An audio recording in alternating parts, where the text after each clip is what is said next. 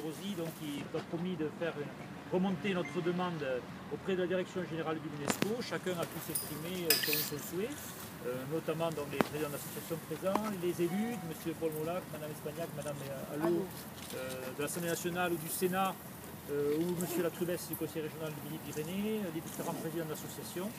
M. Rosy nous a écoutés très attentivement, il a bien compris ce que nous sommes venus lui demander, c'est-à-dire vraiment un symbole, une intervention symbolique aujourd'hui de l'UNESCO, parce qu'on nous a bien répété que bien sûr la France n'avait pas signé de grands traités cadres qui permettraient à l'UNESCO d'intervenir de manière coercitive contre l'État français.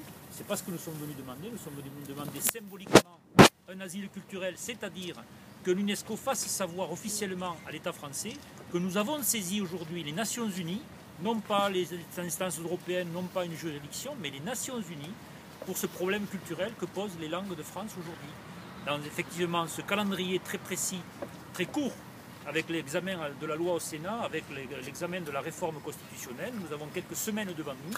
Et si effectivement aujourd'hui, comme nous l'a promis M. Rosy, la direction générale de l'UNESCO envoie un message au président de la République, au président des différentes assemblées, en disant voilà, nous avons été saisis par la société civile, par les représentants de millions de locuteurs des langues de France, parce que nous sommes des millions à parler les langues de France, et parce que nous voulons faire cesser cette discrimination, eh bien je pense qu'à ce moment-là, l'État français comprendra que nous sommes déterminés, nous ne sommes pas encore désespérés, mais nous sommes déterminés. Et pour la première fois, aujourd'hui, le 15 mai 2013, nous sommes à Paris tous ensemble, les Bretons, les Basques, les Occitans, Poitou-Saintonge, les Alsaciens, je ne vais pas les citer tous, les Créoles, les Catalans, les Bourguignons et tous, nous sommes réunis avec la même détermination. C'est un jour aujourd'hui, je pense, historique pour les langues de France. C'est un jour que nous n'oublierons pas. Et je peux vous assurer qu'aujourd'hui, ce n'est pas un aboutissement. Nous sommes tous bien déterminés. C'est un jour de départ. C'est un jour où nous nous mettons en chemin.